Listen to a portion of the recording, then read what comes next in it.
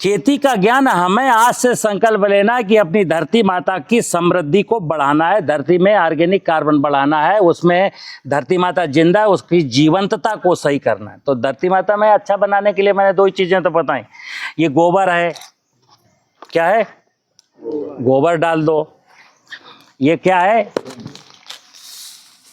मतलब ये घास फूस है, घास फूस डाल दो।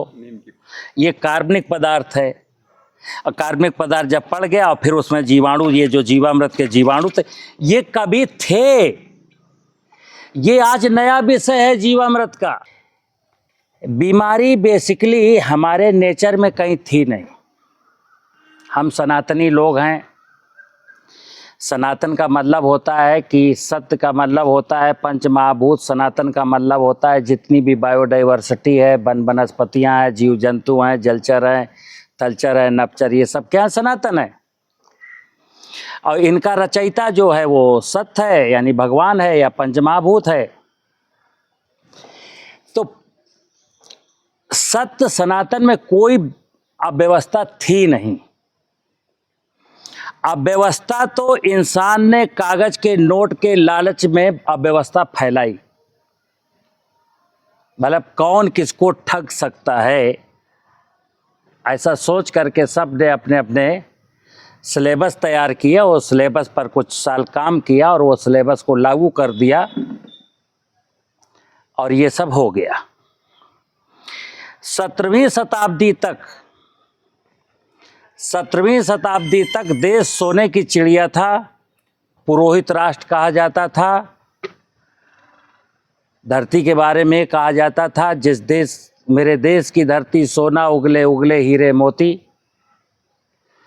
जहाँ डाल डाल पर सोने की चिड़ियाँ करती हों बसेरा, वो भारत देश है मेरा। ऐसा देश जहाँ की कृषि संस्कृति वैभवशाली थी, गौरवशाली थी, जहाँ सब लोग मुस्कुराते थे, हंसते थे, प्यार से गांव में जीते थे। किसकी नज़र लग गई, किसकी नज़र लग गई कि आज गांव में वैमनस्यता है, आधी आबादी बीमार है,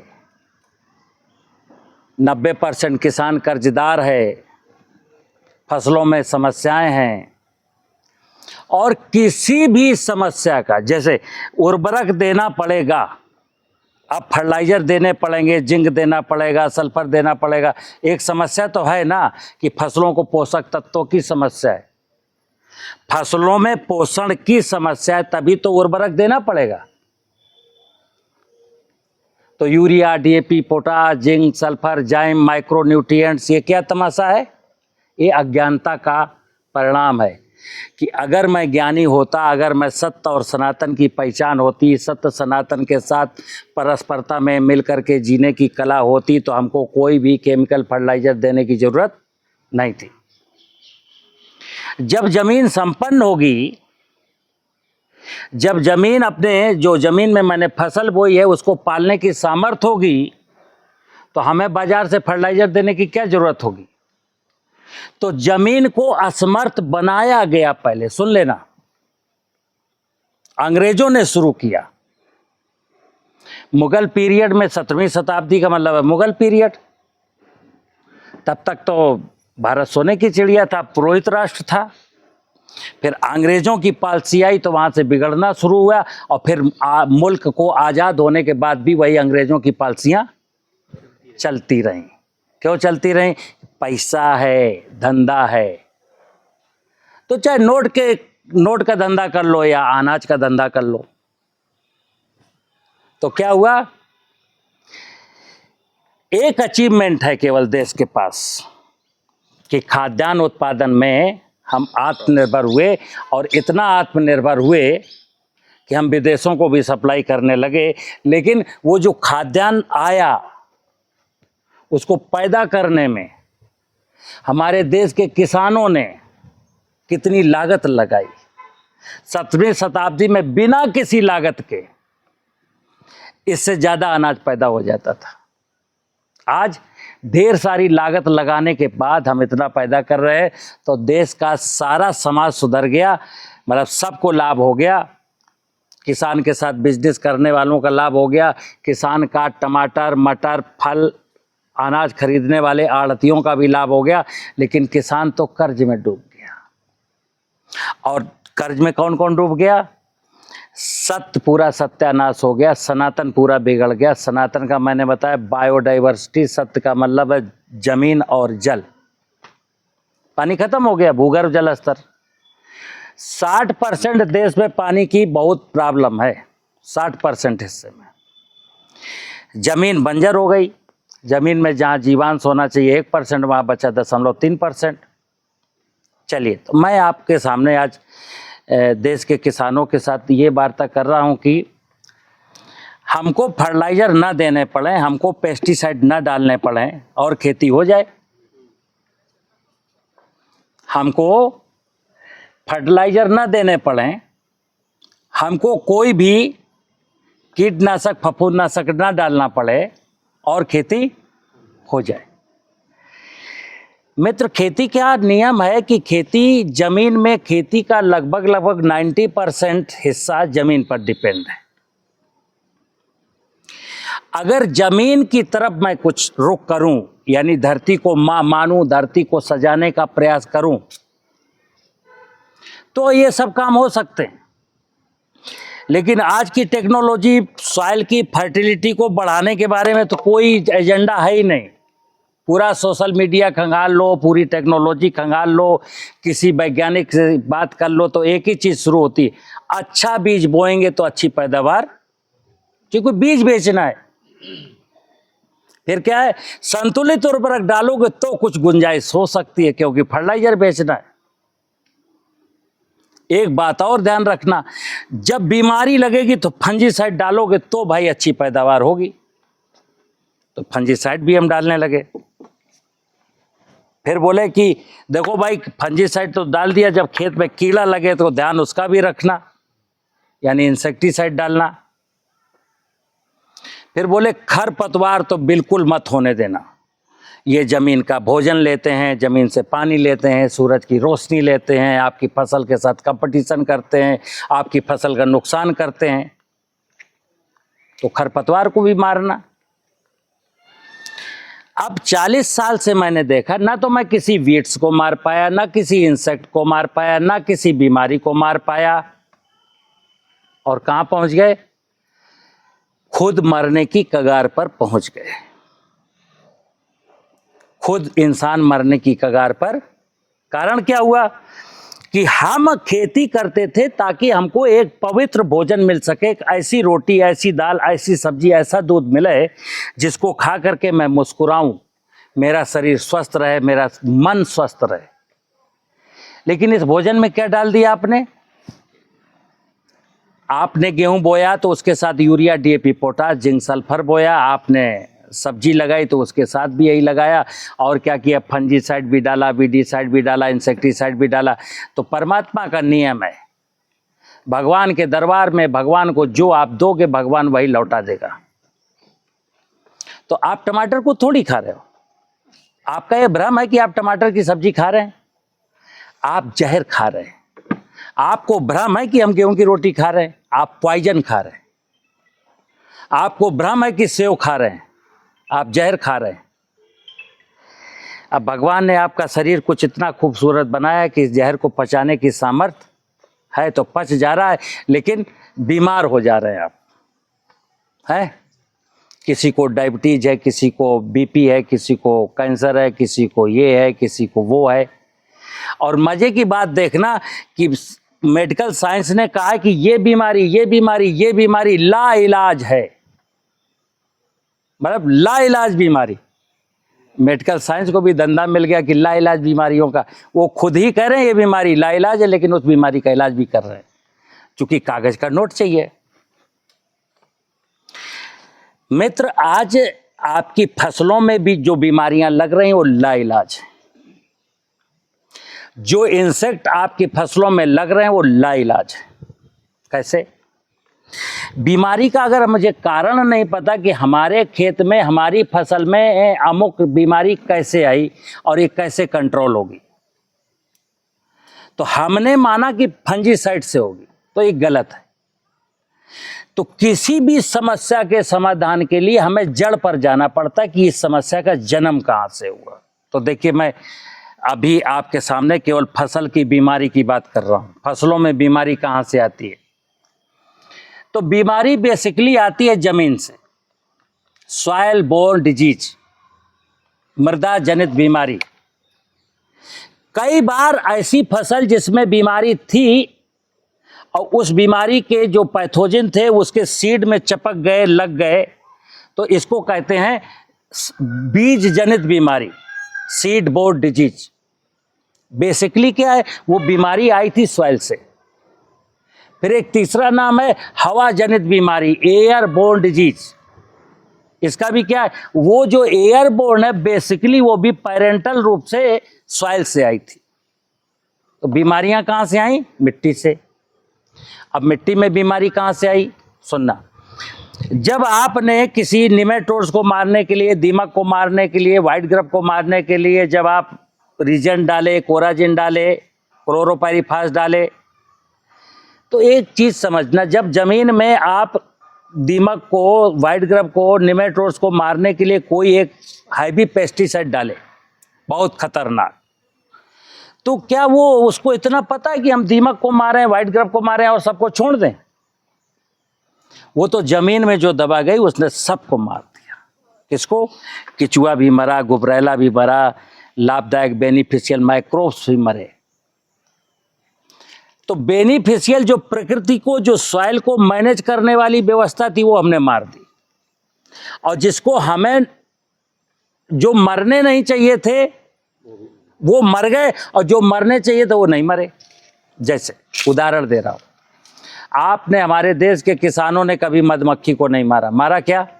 मधुमक्खी को नहीं मारा, लेकिन मर गई। आप तो माऊ मार रहे थे। आपने कभी तितली को मारा? आप तो इल्ली मार रहे थे। आपने कभी केंचुए को मारा? आप तो दीमक मार रहे थे। तो हम जिनको मारने का प्रयास कर रहे थे वो आज भी जिंदा है, और जिसको नहीं मारना चाहते थे वो मर गया। तो क्या हुआ कि निगेटिव पैथोजन अभी भी पड़े हैं। बीमारी फैलाने वाले पैथोजन अभी भी जमीन में हैं, और बीमारियों के पैथोजन पर नियंत्रण करने वाले मार दिए। तो क्या बीमारियां कंटिन्यू कर गई और कंटिन्यू दवा बिकने लगी? यही लोग चाहते थे। वो साइंस, वो टेक्नोलॉजी, वो मैथमेटिक्स इतनी प्यारी सी है कि वो जो आपको समझाया गया कि इससे ये होगा, वो नहीं, उसका एक और मतलब था, इससे फिर किसान परेशान होगा, दुखी होगा और समस्याओं से घिर जाएगा, और मेरी दुकान चलती रहेगी। ठीक है ना? तो देखिए, आपके सामने जीवामृत का ड्रम है। खेत में कोई भी बीमारी नहीं लगेगी, गारंटी के साथ। 2 काम करने हैं, करके देख लेना। ये जो जंगल की मिट्टी से लाए गए जीवाणु हैं जो आप ले जाएंगे यहां से, इसमें मिट्टी में पाए जाने वाले वो समस्त प्रकार के बेनिफिशियल माइक्रोब्स हैं जो जमीन में होने चाहिए। अब जैसे वैज्ञानिक भाषा के अनुसार हम बताते हैं तो बोले ट्राइकोडर्मा है, पीएसबी है, जेटोबैक्टर है, बिवेरिया है, माइकोराइजा है, सूडोमोनास है। ऐसा कुछ नहीं है। ये जितने नाम गिनाए जा रहे हैं ये कुछ भी करने में असमर्थ है, क्योंकि जमीन में मिलियंस टाइप के, किसी को नहीं पता, 1000 प्रकार के, 10,000 प्रकार के, 1 लाख प्रकार के, कितने प्रकार के माइक्रोब्स जमीन में रहते, ये बात किसी को नहीं पता। लेकिन हाँ, जो हमने खोजा उसका नामकरण संस्कार कर दिया। जो बच्चा भी मां के पेट में, उसका नाम रखोगे क्या? जो जन्म लेके बाहर आए उसी का तो नाम रखोगे। तो अभी इस धरती के गर्भ में क्या क्या छुपा है आपको पता ही नहीं। तो मैं इसलिए जंगल से मिट्टी ला करके जीवामृत बनाया कि जंगल में हमें नहीं मालूम क्या क्या है। लेकिन ये जो जीवामृत मेरा लोग ले गए, जो यूज किए, उनके जो वक्तव्य हैं, उनका जो अनुभव है, उनका अनुभव है कि साहब इसके डालने के बाद फसल में कोई बीमारी नहीं आई, क्योंकि बीमारी चल रही थी जमीन से। बस शर्त इतनी है कि अगर आपको किसी फसल में कोई खास समस्या आ रही तो उस फसल में ये जीवाणु 1 महीना पहले डाल दीजिए। क्योंकि जैसे आपने टमाटर लगाया, टमाटर में 3-4 प्रकार की बीमारियां लगती हैं। अब आपने टमाटर लगाया तब जीवामृत डाला, तो वहां पर नेगेटिव पैथोजन पहले से था, उसने अपना काम करना शुरू किया, और जब तक ये पहुंचा, ये कुछ समझ पाता, कर पाता, तब तक उन्होंने अपना काम कर दिया था। लेकिन अगर ये 1 महीना पहले पहुंच गए वहां पर, तो उन्होंने पूरा सुपरविजन कर दिया कि अब हमें क्या क्या करना है। ये भगवान की माया है। ये परमात्मा ने ऐसी व्यवस्था बनाई थी कि किसी भी फसल में कोई बीमारी के पैथोजन होंगे, लेकिन वो बीमारी फैलाने ना पाए। ये भगवान की व्यवस्था है, जिस व्यवस्था को विज्ञान ने नहीं समझा। विज्ञान ने सोचा कि मैं होशियार हूं, लेकिन भगवान से बड़ा वैज्ञानिक, भगवान से बड़ा वैज्ञानिक कोई है ही नहीं संसार में। उसकी 84 लाख योनियों की इतनी बड़ी माया, हम उस माया को सुरक्षित नहीं कर पाए पढ़े लिखे होने के बाद, हमने उसको बर्बाद किया। ठीक है ना? तो हम आपसे पूरा कल भी बोले, आज भी बोले कि अगर आप खुशियां चाहते हो, आज जीवन में आनंद चाहते हो, स्वस्थ शरीर चाहते हो, स्वस्थ मन चाहते हो, कर्जा से मुक्ति चाहते हो, तो भगवान की तरफ देखो। भगवान का मतलब क्या हुआ? सत्य। और आकाश आपके बस में नहीं, हवा आपके बस में नहीं, सूरज आपके बस में नहीं। पंच महाभूत में केवल 2 चीजें ऐसी हैं जो आपके बस में हैं, धरती और पानी। बरसात के पानी को बचाओ, मेड़ बना के खेत में रोको, और जमीन में कार्बन डालो। अब जैसे मैंने कहा कि ये जीवाणु अगर कोई 20 लीटर प्रति एकड़ डालेगा तो उसके खेत में बीमारियां नहीं लगेंगी। ये जीवाणु केवल बीमारी नहीं रोकते, इन जीवाणुओं के 2 काम हैं।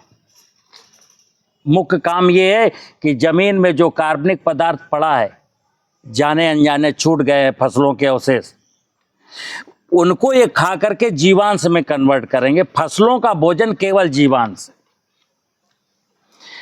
हम किसी फसल को नाइट्रोजन, फास्फोरस, पोटाश, जिंक देते बेशक हैं, लेकिन हकीकत में ये उनका भोजन नहीं है। उनका भोजन तो धरती खुद बनाती है। धरती में कार्बन और कार्बन में पड़े हुए माइक्रो ऑर्गेनिज्म यही उसका भोजन बनाते हैं। आपको कुछ नहीं करना। जंगल में कौन भोजन बनाता है? जंगल में कौन यूरिया डालने जाता है? सड़क के किनारे पौधे खड़े हैं, नहर के किनारे पटरी पर खूब पौधे खड़े हैं, उनको किसने यूरिया, डीएपी, पोटाश दिया? उनको किसने पानी दिया? वहाँ किसने जो है बीमारियों को नष्ट करने के लिए फंजीसाइड डाला? सब मुस्कुरा रहे हैं कि नहीं मुस्कुरा रहे? क्योंकि वो भगवान के भरोसे हैं। भगवान की व्यवस्था वहाँ स्ट्रांग है, जमीन रिच है। और हमने अपनी जमीन में क्या किया? लगातार यूरिया डीएपी, लालच के चक्कर में यूरिया डीएपी, जिंक, सल्फर, जाइम, इंजाइम, तो जमीन को मैंने खराब कर दिया। और लोग यही चाहते थे, जिस दिन किसान की जमीन खराब हो जाएगी उस दिन किसान पागलों की तरह बाजार में रुपया लेके, झोला लेके घूमेगा, बाबूजी ये दे दो, बाबूजी ये दे दो, बाबूजी ये दे दो। और मैं कहूँगा हाँ ये ले जाओगे तो 2 गुना पैदावार होगी। यही लालच दे दे करके। तो ये जीवामृत जब हम डालेंगे तो ध्यान रखना, इन जीवाणुओं का भोजन क्या? कार्बन। तो हमको कार्बनिक पदार्थ डालने हैं। जैसे किसी किसान ने जीवामृत ले गया, जीवामृत बनाया, 3 साल से जीवामृत, और उसने घास फूस नहीं डाली, गोबर नहीं डाला, फसलों के अवशेष नहीं डाले, उनको जला दिया, तो फिर बता दूं, ऐसी दशा में ये जीवाणु कुछ भी नहीं कर पाएंगे। जीवाणुओं का भोजन भी जब होगा खेत में, तब जीवाणु फंक्शन करेंगे, तब खेत की सारी प्रॉपर्टीज अपने आप सुधर जाएंगी। और फसल में कोई बीमारी नहीं आएगी, क्योंकि इनके अंदर वो सारे प्रकार के माइक्रोब्स हैं जो निगेटिव पैथोजन, जो फसलों में बीमारी फैलाने वाले हैं, उनको ये वहीं डिस्ट्रॉय कर देंगे। जैसे उदाहरण के तौर पर ऐसे देखना, ये छोटी माया नहीं समझ में आएगी, अब बड़ी माया की ओर ले चलते हैं। किसी किसान ने भिंडी बोया, टमाटर बोया, और उसके एक खेत में इंसेक्ट आ गए, तो अब इंसेक्टिसाइड डालना पड़ेगा। लेकिन अगर उसके खेत की मेड़ों पर नाना प्रकार के वृक्ष होते, 50, 25, 100, 200 चिड़ियां होती, चिड़ियों का पहला भोजन क्या, मैं फिर बताऊं, चिड़िया अनाज नहीं खाती, चिड़िया सबसे पहले सारे पक्षी इंसेक्ट की तलाश में। तो जब आपके खेत में पक्षी होते, कोई इंसेक्ट आता, तो वो चिड़िया इंसेक्ट को बिन लेती और कीड़ा नहीं लगता। अभी एक समस्या हो रहा है, किसान कुछ लोग कहते हैं कि नहीं साहब, चिड़िया फिर मक्के का भुट्टा खाती हैं, बाजरे का दाना खाती हैं, मटर की फली भी खाती हैं। तो सुनना, हमारे पूर्वज कह गए दाने दाने पर लिखा है, तो खाएंगे, उनका कोई खेत अलग से कोई थोड़ी है। लेकिन अगर इतना तुम दिमाग लगाते कि इन्होंने पहले 10 कुंटल अनाज बचाया है, मतलब 10 कुंटल, 5 कुंटल, 2 कुंटल पैदावारी बढ़ाई है, तब जा करके आपका 2 किलो अनाज खाया है, खा लेने दो।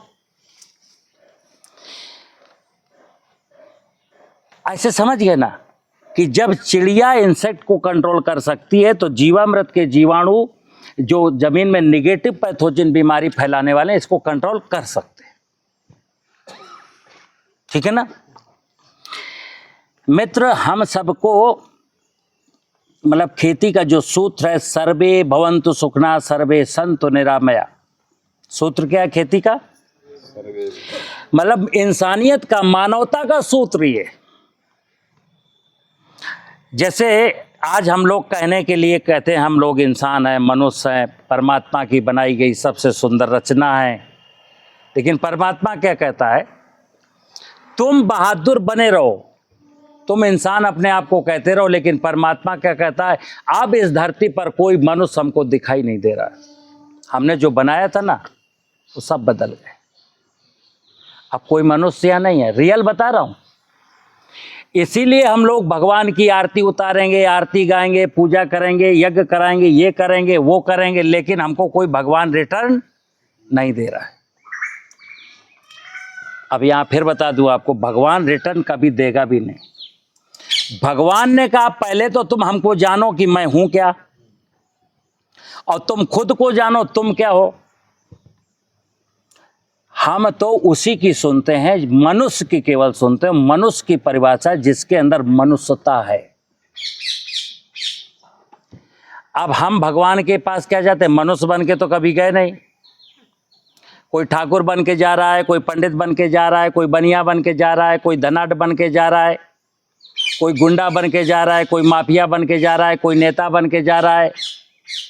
और खास करके ये नेता और आईएएस बड़े बड़े लोग हैं, ये तो वीआईपी लाइन से दर्शन कर लेते हैं, इनको पैसे भी नहीं देने पड़ते, फिर भी इनके लिए वीआईपी लाइन। तो भगवान एक चीज कहता है कि जो मेरे पास आने के लिए वीआईपी लाइन का प्रयोग करेगा ना, उसको तो मैं बिल्कुल ही नहीं देखूंगा। ठीक है ना? और जो लाइन में लग के आएगा और सड़ा हुआ नारियल लेके आएगा और डालडे और मोबियल के लड्डू लेके आएगा, उसको भी नहीं देखूंगा। जो ठाकुर बन के आएगा, पंडित बन के आएगा, उसको भी नहीं देखूंगा। हमारे अंदर तो, हमारे पास तो वो व्यक्ति आए जो आदमी बन के आए, इंसान बन के आए। क्योंकि उसने कोई ठाकुर पंडित बड़ा छोटा नीच ऊंच पैदा नहीं किया। उसने जो पैदा किया, मूल रूप से मनुष्य पैदा किया। वो हिंदू की प्रार्थना नहीं स्वीकार करेगा, मुसलमान की प्रार्थना नहीं स्वीकार करेगा, पंडित की प्रार्थना नहीं स्वीकार करेगा, लड्डू लेके नहीं स्वीकार करेगा, नारियल लेके नहीं स्वीकार करेगा। वो तो कहता है बिल्कुल जैसा मैंने इंसान बनाया था, फिर पवित्र भावों के साथ निर्विकार मैं जो मेरे आएगा, जो सर्वे भवन्तु सुखना सर्वे सन्तु निरामया का भाव लेके आएगा। हे ईश्वर, मैं तेरे पास इस भाव से आया हूँ कि मैं चाहता हूँ धरती का एक एक प्राणी सुखी एवं निरोगी रहे। अब ये मेरे मन में विचार है सुखी और निरोगी रहे, लेकिन सुखी और निरोगी कौन रखेगा? हमारे बिहेवियर ही रखेंगे। अब तुम कीटनाशक लेके इल्ली को मारोगे, फफूंदनाशक लेके किसी फंगस को मारोगे, बीडीसाइड लेकर के किसी घास को मारोगे, और उसके बाद सोचो कि भगवान हमको आशीर्वाद दे दे, कभी नहीं देगा, ना दिया है और ना कभी। क्योंकि ये सारी कायनात भगवान की बनाई हुई है। भगवान की पूरी संपूर्ण व्यवस्था के प्रति जो संवेदनशील है, भगवान उसके प्रति संवेदनशील है। फिर तुम नारियल लेके जाओ या ना जाओ, अगरबत्ती लेके जाओ या ना जाओ, आप बिल्कुल कहीं मत जाइए, घर बैठे रहिए, तब भी भगवान आपके साथ है। क्योंकि भगवान ये सब जानता है यार। हमारा नौटंकी, हमारा ड्रामा, हमारा पाखंड क्या वो जानता नहीं है? 900 चूहे खा के बिल्ली हज को चली। लेकिन ये करने के बाद, मैं पाप करने के बाद, अपराध करने के बाद ऐसा समझता हूं फिर चलेंगे लड्डू लेके जाएंगे, भगवान खुश हो जाएगा। ये से बड़ी अज्ञानता क्या हो सकती है? इसका तो ये मतलब हुआ कि भगवान को आप बेवकूफ समझते हैं। यही तो मतलब हुआ कि हम भगवान को समझते हैं ये अंधा है, लूला है, लंगड़ा है, बेवकूफ है, इसको कुछ भी समझ नहीं है। ठीक है ना? खेती मित्र, खेती का मतलब है जमीन में फसल उगाना। क्या उगाते हैं हम लोग? जमीन में फसल। और मैं कई बार ये कहता हूं, कल भी आपसे कहा था कि जमीन का मतलब है आदि पिता सदाशिव। क्या? आदि पिता सदाशिव। ये जमीन में जिसको शिव भोले बाबा नहीं दिखे, कसम भगवान की, 7 जन्म क्या 70 जन्म लेगा उसको शिव नहीं मिलेगा। जिसने इस धरती को शिव मान लिया उसको शिव अभी अभी मिल गया। और फसल जो उगाते वो क्या है? वो आदि शक्ति मां दुर्गा है। लेकिन कभी एक गन्ना की फसल आदि शक्ति मां दुर्गा नहीं हो सकती। शिव के ऊपर दुर्गा जी का एक विहंगम स्वरूप, यानी कि 5 एकड़ का खेत है, उसमें भिंडी है, करेला है, कद्दू है, नीम है, बम्बूल है, चना है, मटर, जितनी ज्यादा से ज्यादा चीजें आप लोगे वो पार्वती का स्वरूप है। और इसमें एक और चीज छुपी है कि आप खेत में जब ज्यादा फसलें उगाओगे तो खेत में ज्यादा बार जाओगे, कुछ ना कुछ रोज मिलेगा। कुछ नहीं मिलेगा, एक करेला का पेड़ खड़ा था तो आप अपने लिए तो करेला तोड़ के ला ही सकते हो, 4 ठो। अब आपने केवल बो दिया गेहूं, तो शिव की कोख में शिव को क्या चढ़ावा चढ़ाया? केवल गेहूं। तो क्या देगा प्रसाद में? केवल गेहूं। लेकिन मैंने शिव को बहुत सारी चीजें चढ़ाई, कई सारी। और फिर बता दूं, ये भोज पदार्थ जितने भी है माँ पार्वती, यही माँ पार्वती तो हमको पाल रही है। हम लोग क्या खाते हैं? माँ पार्वती का तो दूध पूते हैं। मूली है, करेला है, कद्दू है, शिमला मिर्च है, ये है, वो है, गेहूं है, चना है, मटर है, सेव है, संतरा, अंगूर है। ये सब माँ पार्वती का तो दूध है। माँ पार्वती तो आपको दे रही है। लेकिन आप सुनना, जैसे कोई कहता है अब तो माँ के दूध में भी यूरिया है, अब तो पशुओं के दूध में भी ऑक्सोटोक्सिन है। क्यों नहीं होगा? जब आप पशु को ये यूरिया वाली चरी, यूरिया वाला गन्ना, यूरिया वाला राशन खिलाओगे तो उसके दूध में वो तो निकलेगा।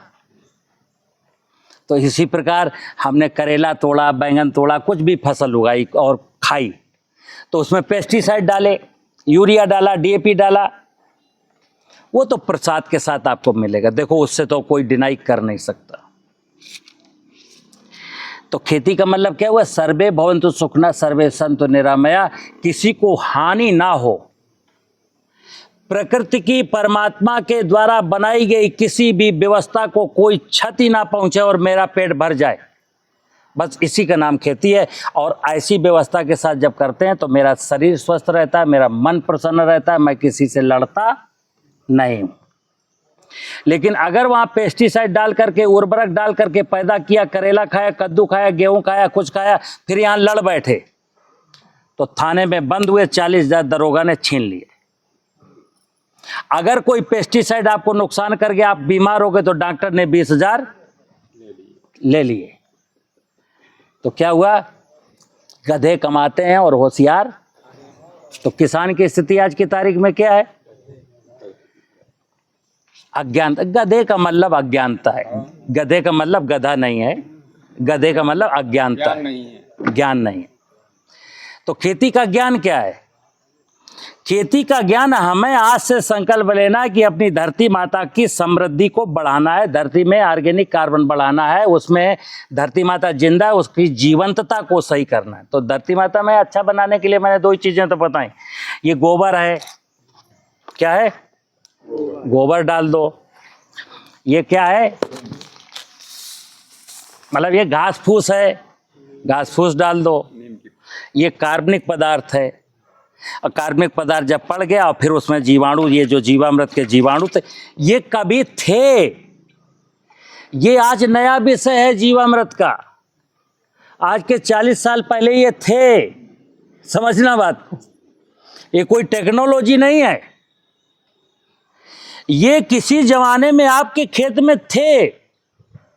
मरे कब, मरे या मारे गए, जब मैंने खेतों में मैंने फिर बोला कोराजिन डालेंगे, क्लोरोपाइरीफास डालेंगे, इस प्रकार के फ्यूराडान, थिमेटेंजी, फोरेटेंजी जब डालेंगे तो ये मरेंगे।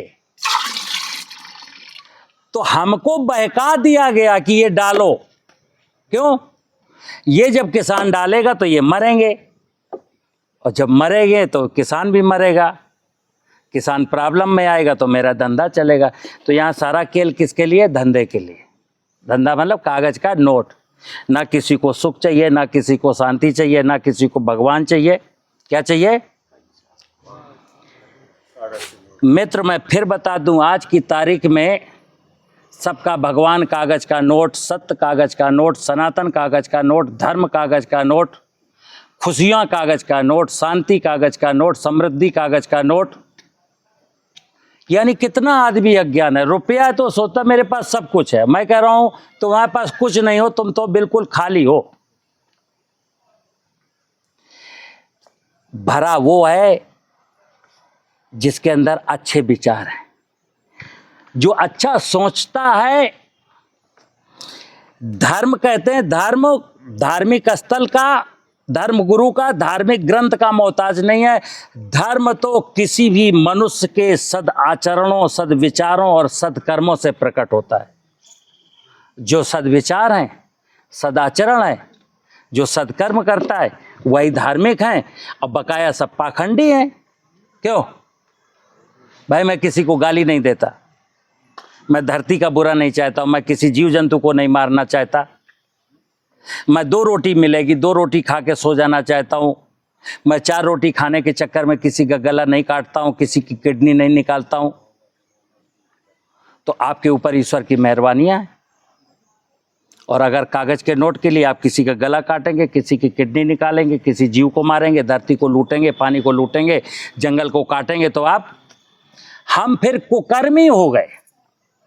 तो कर्म का फल मीठा होता है, कुकर्म का फल मीठा, ठीक है ना। अब देखिए, ये जीवामृत बेसिकली बनता कैसे है।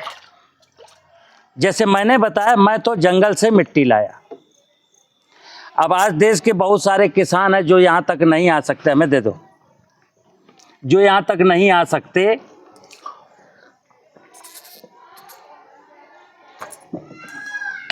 अब जैसे आप लोग आ गए हो, आप तो यहां से ले जाओगे।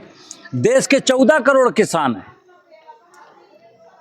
14 करोड़ किसान ना तो यहां आ सकते हैं और ना मैं उनको दे सकता हूं। जैसे रोजाना 10-20 आएंगे तो मैं देता रहूंगा, लेकिन अगर कल को 50,000 किसान आ जाएं तो हमारे पास है नहीं। तो मैं किसानों से कहता हूं कि ये जीवाणु हर जगह हैं। कहाँ कहाँ हैं? गांव में मरघट है, शमशान घाट है, थोड़ा सा 2-4 एकड़ में जंगल खड़ा है, किसी ने कहा उस पीपल के नीचे चुड़ैल का बास है, वहाँ भूत रहता है, इसलिए डर के मारे वहाँ कोई जाता नहीं है। वहाँ झाड़ी है, जंखाड़ है, घास है, फूस है, फल पत्तियाँ तने सब गिरते हैं, सड़ते रहते हैं, कोई आग नहीं लगाता। यानी इतना दहशत है कि वहाँ कोई जाता क्योंकि किसी ने कहा वहाँ देवता रहते हैं, किसी ने कहा भूत रहता है, किसी ने कहा चुड़ैल रहता है, किसी ने कहा वो जलाए गए थे उनकी आत्मा वास करती है। ऐसे स्थानों पर कोई नहीं जाता। तो आप निष्फिक्र होके जाओ, वहाँ कोई भूत प्रेत नहीं है। वहाँ की मिट्टी आप ले आओ 10 किलो 5 किलो, और वो आप एक ड्रम में डाल दो, पानी भर दो, चीनी डाल दो, जीवामृत रेडी। चीनी की मात्रा कितनी? अब मैं बता रहा हूँ, अगर 200 लीटर बनाना है तो मैं उस चुड़ैल वाले पेड़ के नीचे से, पीपल के पेड़ है? पीपल नहीं है, पीपल है, बरगद है, पाकड़ है, महुआ है, जामुन है, जिन पेड़ों में मीठे फल लगते हो और नीचे गिरते हो। जामुन में भी लगते हैं, नीम में भी लगते हैं, महुआ में भी लगते हैं। केवल पीपल का मत खोजते रह जाना कि आपके यहाँ एक खूबसूरत जंगल है लेकिन पीपल नहीं। बाबूजी हमारे यहाँ बहुत अच्छा है लेकिन पीपल नहीं मिल लो, या बरगद नहीं मिल लो। ना ना ना, जंगल माने जंगल, यानी कि छाया रहती है, पेस्टिसाइड नहीं डला है, किसी ने आग नहीं लगाई है, ऐसी सब जगह प्रभु की माया फैली पड़ी। तो वहीं से मिट्टी ले आओ 10 किलो 5 किलो, 200 लीटर के ड्रम में डालो, 200 लीटर पानी भर दो, और इसमें 2 महीने में, अगर 55 दिन 50 दिन 2 महीने में बनाना, तो सीधे सीधे 28 किलो चीनी 28 किलो गुड़ डाल दो, और डंडे से डेली इसको हिलाते रहो। 28 किलो, 28 किलो चीनी या 28 किलो गुड़ या 14 किलो चीनी, 14 किलो आटा, 14 किलो गुड़, 14 किलो आटा, यानी टोटल भोजन कितना डालना है? 28 किलो। डेली इसको हिलाते रहो और देखना इसकी 2 पहचान है। जब इसका कलर इस तरीके का हो जाए, कलर देख रहे हो ना, संतरे के जूस की तरह थोड़ा सा गाढ़ापन लिए हुए, तो पहली पहचान ये है कि ये बन गया। लेकिन और कन्फर्म करना है तो इसमें हाथ डाल दो, हाथ डाल दो, खुशबू लो। इसकी जो खुशबू है, बहुत तीक्ष्ण खुशबू है, खुशबू सूंघ ली, इसको यहाँ पर दिमाग में बिठा लिया, फिर आप साबुन से हाथ धुलो 1 बार, फिर साबुन से हाथ धुलो 2 बार, फिर साबुन से हाथ धुलो 3री बार, उसके बाद हाथ सूंघो। अगर खुशबू आपकी 50-60% अब भी बरकरार है तो समझ लेना ये जीवामृत मेरा बन गया। अब मिट्टी से बनाइए या हमसे 2 लीटर ले जाइए, उससे बनाइए, बात एक ही है। तो मैंने दोनों चीज़ें बताई, जो मेरे झांसी आकर के ले जाते हैं वो इससे बना लेंगे, और जो नहीं आ सकते हैं वो जंगल में अपने आस पड़ोस कहीं ना कहीं ऐसा इलाका खोज लें जहाँ पर भूत का, प्रेत का, चुड़ैल का, मरघट का साया हो, वहाँ से मिट्टी ला करके बना सकते हैं। गुड़ कितना बताया आपने? आप पहले सुनो, मैंने बोला 28 किलो गुड़, बस इतनी नोट करो, कहानी खत्म। 28 किलो गुड़ या 28 किलो चीनी, ठीक है। अब आगे सुनो, ये बन गया, ये 55 दिन में बन गया, 50 दिन में बन गया।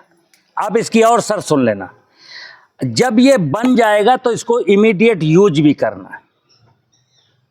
अगर इसको यूज नहीं कर पा रहे, हमने बना तो लिया, लेकिन अब बाबूजी अब फसल हमारी 2 महीना बाद बोई जाएगी, तब यूज करेंगे बाबूजी, फिर मैं क्या करूं? तो जिस गति से इसमें माइक्रोब मल्टीप्लाई हुए हैं, मतलब इस ड्रम में 10 की पावर 9 तक आए हैं, अब ये पूरे सैचुरेट हो गए हैं। अब इसमें सोचो 4 किलो चीनी डाल देंगे तो जिंदा रहेंगे। अब इनको भोजन भी नहीं चाहिए, क्योंकि यहाँ स्पेस नहीं बचा ग्रोथ करने का। तो अब ये पीछे लौटेंगे, मरने शुरू हो जाएंगे। तो 2 महीने में जितना बना था, अगर 2 महीने अब इसको नहीं यूज किया, और तो अब ये समझ लो 2 महीने में डिस्ट्रॉय खत्म हो जाएगा। तो इसको जिंदा रखने के लिए फिर क्या करें कि अब बार बार मरघट ना जाना पड़े, बार बार हमारे यहाँ ना आना पड़े। तो इसकी दूसरी विधि बता रहा हूँ। आपके खेत में, खलिहान में, घर में, आंगन में कहीं भी एक बढ़िया सा शीशम का छायादार बढ़िया सा पेड़ हो, उसके नीचे 2-4-10 कुंटल गोबर डाल दीजिए, गोबर की खाद, और उसके नीचे जा करके ये 2-4 लीटर जीवामृत फेंक आइए गोबर में, ठीक है ना। अब उस पेड़ के नीचे आप कोई खुराफात मत करना, आग लगाना, ऐसा कुछ भी। तो ये जीवाणु कहाँ, वहाँ कार्बनिक जो गोबर पड़ा था वहाँ पनप रहे हैं। अब बस दिक्कत क्या है, इतना देखना कि वो गोबर कभी सूखने ना पाए। जैसे बरसात में तो सूखना नहीं,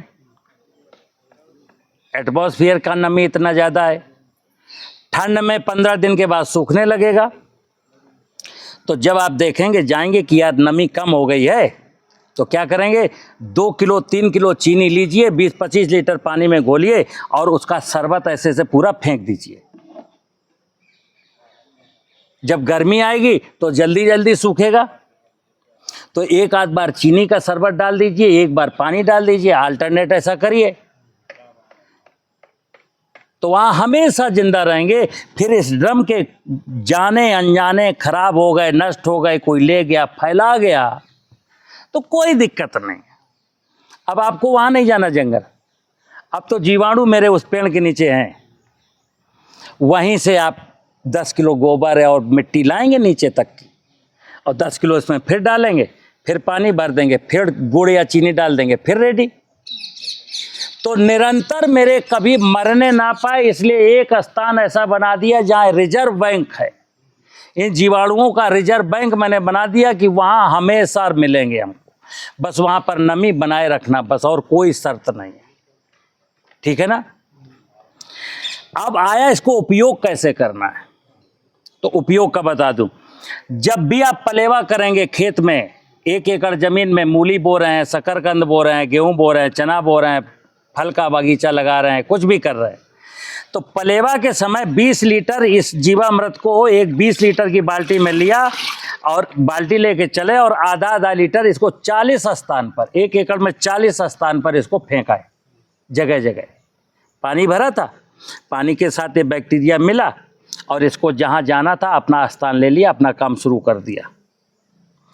अगर पानी नहीं भरा है, बरसात का पानी था, बरसात चली गई, अब रबी की फसल बोना है, ओट है, आप महसूस करते हो कि चना बोना है, ओट है, तो क्या करोगे, 20 लीटर को 100 किलो सूखी हुई गोबर की खाद में मिलाओगे। सूखी हुई गोबर की खाद में 20 लीटर ये मिलाया, हाथ से मिलाया और 1 एकड़ जमीन में ऐसे से ब्रॉडकास्टिंग किया, पीछे से ट्रैक्टर चला करके जुताई कर दिया, ये बैक्टीरिया जमीन में पहुंच गए। कोई अगर आर्चर लगा या ड्रिप चलाता है तो वेंचुरी से चला सकता है, 20 लीटर 1 एकड़ में। अब इसके लाभ क्या हैं? लाभ ये है कि ये बैक्टीरिया जब जाएगा, ये जीवाणु जब जमीन में जाएंगे, तो मैंने जैसे कि पहले का कार्बनिक पदार्थ जो पड़ा था, उस कार्बनिक पदार्थ को अपना भोजन बनाएंगे ये। फिर इनकी जिंदगी बहुत थोड़े समय के लिए होती है, 4 घंटा, 10 घंटा, 12 घंटा, 20 घंटा, फिर ये मरते जाएंगे। तो आपने मिट्टी की जांच कराई तो उसमें लिख के आता जीवांश कार्बन। तो जीवांश ही फसलों का भोजन है, कार्बन फसलों का भोजन नहीं है।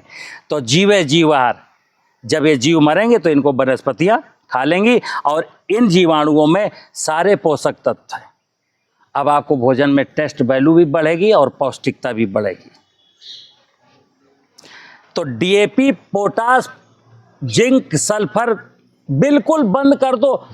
देश का किसान जो भी ये ले गया है, उसने, मैंने कहा यूरिया केवल जिंदा रखना 2 साल, 3 साल, 4 साल, 5 साल, जब तक उसमें जीवांश कार्बन बढ़ करके 0.6, 0.7, 0.9 ना हो जाए।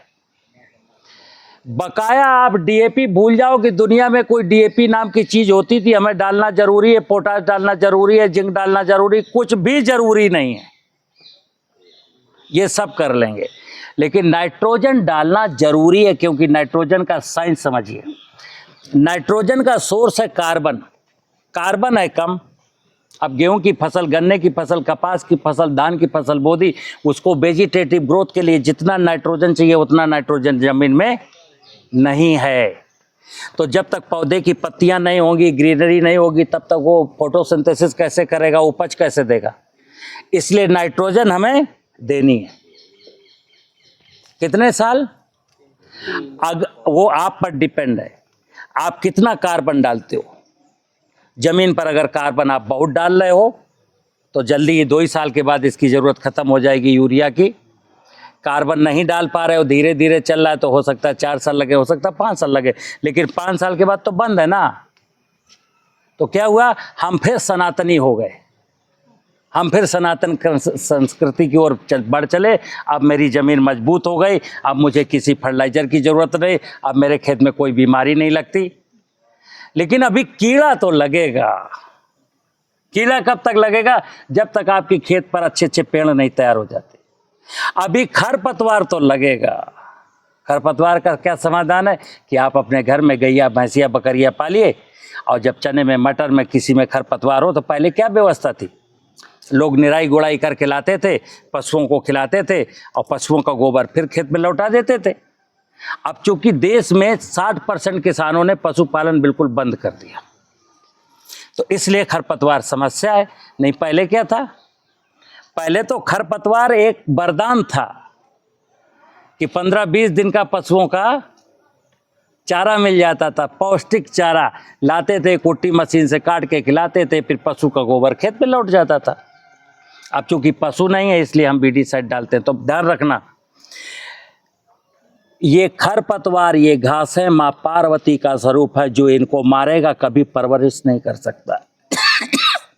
पैसा कमा सकते हो इनको मार करके, लेकिन आप के चेहरे पर मुस्कान कभी नहीं आएगी, आप स्वस्थ कभी नहीं रह सकते हो। मैंने एक ही बात बोली, जो व्यक्ति इस परमात्मा के द्वारा रची गई बनाई गई व्यवस्था को डैमेज करेगा वो कभी जीवन में खुशियों की कामना ना करे, कभी खुश रह ही नहीं सकता।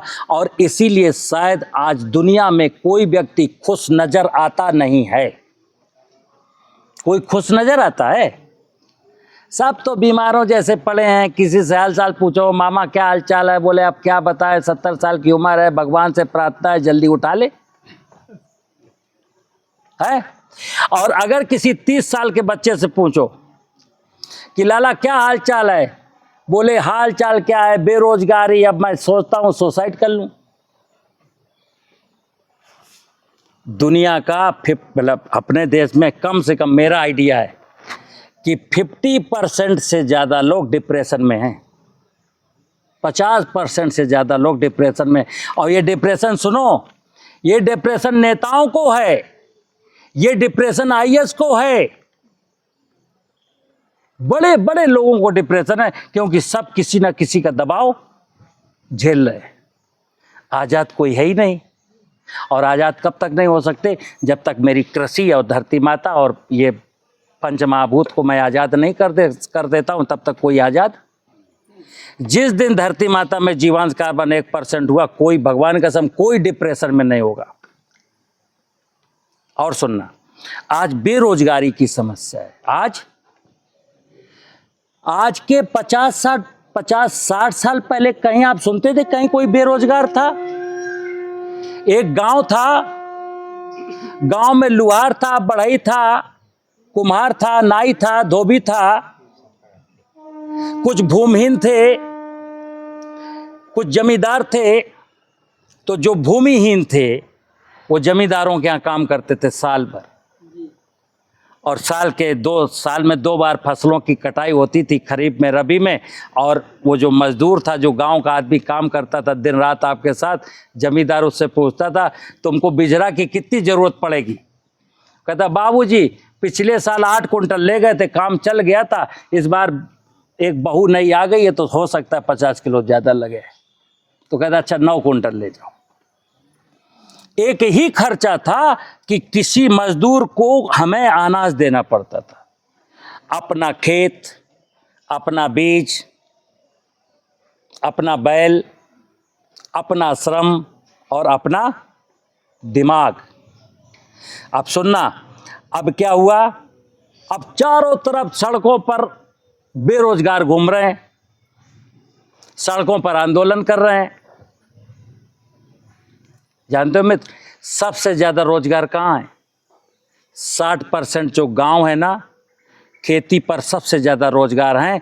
लेकिन खेती चूंकि इतनी महंगी हो गई है, खेती इतनी कठिन हो गई है, ज़मीन इतनी बंजर हो गई है कि खेती की लागत अनाप शनाप हो गई है, इसलिए 10 एकड़ किसान का बेटा भी सोच रहा किसी बनिया की 15,000 की नौकरी कर ले। अन्यथा अगर खेती समझदारी के साथ हो तो गांव से किसी भी प्रकार का, ना मजदूर का, ना गांव के किसी बच्चे का पलायन तो हो ही नहीं सकता। और मैं ऐसा सोच रहा हूं कि पलायन रुक जाए। रुकेगा कब? जब हम खेती समझदारी के साथ करेंगे, यानी खेती में जमीन को तो सुधारेंगे। दूसरा क्या है, खेती में अधिक से अधिक चीजें बोएंगे। हम केवल फसल नहीं बोएंगे, फसल के साथ कुछ आर्चर्ड होंगे, कुछ इमारती लकड़ी के पेड़ होंगे, कुछ बांस के कल मैंने दिखाया था ना, बांस, सागौन। मतलब 20 साल हुए, 5 एकड़ जमीन में 60 लाख का सागौन, 5 लाख का बांस खड़ा है। यही आपको बचा पाएगा, पशु बचा पाएगा। तो पशुपालन करेंगे, सब्जी खेती करेंगे, फल की खेती करेंगे, फसलों की खेती करेंगे, दलहन भी बोएंगे, तिलहन भी बोएंगे, उनको अच्छा उगाएंगे, वैल्यू एडिशन करेंगे, आमदनी बढ़ेगी। जब आमदनी बढ़ेगी तो आपका बच्चा इधर उधर नहीं भटकेगा। क्योंकि जो बच्चा दिल्ली चला गया है, बम्बई चला गया है 10,000, 12,000, 15,000 के चक्कर में, उसको भी वहाँ कहाँ बच रहा है? स्लम एरिया में रहता है, बीमार और हो गया है। कहीं कोई बेरोजगारी नहीं है। बेरोजगारी हमारे दिमाग में है और बेरोजगारी सिस्टम में। खेती, भगवान कहता है कि इस संसार में जितने भी लोग जन्म लेते हैं ना, कोई बेरोजगार नहीं है। मैं हूं ना, मेरी सेवा में लग जाओ ना, मैं आपको सबको रोजगार दे दूंगा। लेकिन यहां तो जेसीबी आ गई, ट्रैक्टर आ गए तो बैल बेरोजगार हो गए, तो बैल कट गया। फिर जेसीबी आ गई तो मजदूर बेरोजगार हो गया, तो मजदूर इधर उधर भटक रहा है। ये फर्टिलाइजर और मैकेनाइजेशन और पेस्टिसाइड ने क्या किया? गांव में मजदूरी को, मतलब बेरोजगारी को बढ़ा दिया। खेती का जो वास्तविक फार्मूला है कि खेती की मेड़ हो, पेड़ हो, ये हो, वो हो, कई प्रकार की फसलें हो, लागत जीरो हो। जब लागत जीरो होगी तो आपने 100 कुंटल कोई चीज़ पैदा करी तो पूरी की पूरी फायदे में है कि नहीं है? लेकिन अभी तो 100 कुंटल पैदा करी तो 70 कुंटल की तो लागत निकल गई, तो आपका बच्चा तो जाएगा बम्बई में। सुन लीजिए, 2 काम। अगर किसी पढ़े लिखे को, आज मैं देख रहा हूं पूरे समाज में, अगर कोई एमटेक बीटेक हो गया, बीएड डीपीएड सीपीएड हो गया और कहीं सरकारी नौकरी नहीं मिली, तो वो क्या है? डिप्रेशन में है। और आप रोजाना आत्महत्या कर रहे हैं बच्चे आजकल के, रोजाना आत्महत्या कर रहे हैं लोग। और जो आत्महत्या नहीं कर रहे हैं वो अपने माँ बाप को दुखी किए हैं। एक पढ़ा लिखा बच्चा, आप जैसे अब सरकारी सिस्टम का देखिए खेल, तुम क्यों दुनिया भर को बीटेक की डिग्री दे रहे हो? तुम्हें पता होना चाहिए ना, देश में इतने इंजीनियर की जुगाड़ है, उतने विद्यालय विश्वविद्यालय खोलो। लेकिन यहाँ बिजनेस है, फैशन है, यूनिवर्सिटी की मान्यता तो बीटेक खोलो, ये खोलो, पैसा लेगा, धनाढ्य बन जाएगा। फिर इनको 2 रुपए का एक कागज का नोट, कागज में लिख दो कि ये लड़का बीटेक है। अब ये बीटेक की डिग्री लिए घूम रहा है, 2 रुपए से ज्यादा वैल्यू उस डिग्री की। अब इससे बाप का खेती कर तो नहीं करेगा, इससे कहे भैंसिया चरा नहीं चराएगा, बकरियां चरा नहीं चराएगा। डिग्री लिए क्योंकि, ठीक है ना। तो मित्र, खेती को समझदारी के साथ करना है। और मैंने बोला, इस शंका मत रखिए, जब जीवामृत बनाएंगे तो इसमें क्या डालना है, गुड़ या चीनी। जैसे सज्जन कह रहे थे कि उसमें डाल दें वो सीरा, क्या बोलते थे उसको, लाट। कभी भी गंदी चीज, भगवान के दरबार में जब पूजा करने जाओ तो पवित्र भाव से जाओ, उसको अच्छी चीज खिलाने की कोशिश करो। जब यज्ञ करो तो 1000 रुपए किलो का घी लाओ, नारियल बजा के लाओ, सुपारी वो लाओ जो आप खाते हो। ये सड़ी हुई सुपारी, सड़ा हुआ नारियल, ये मोबियल वाला घी, ये भगवान को क्यों चढ़ाते हो? ठीक है ना। मुझे उम्मीद है आपको समझ में आ गई होगी मेरी बात। ठीक है, नमस्कार। किसी का कोई प्रश्न हो तो पूछ लो।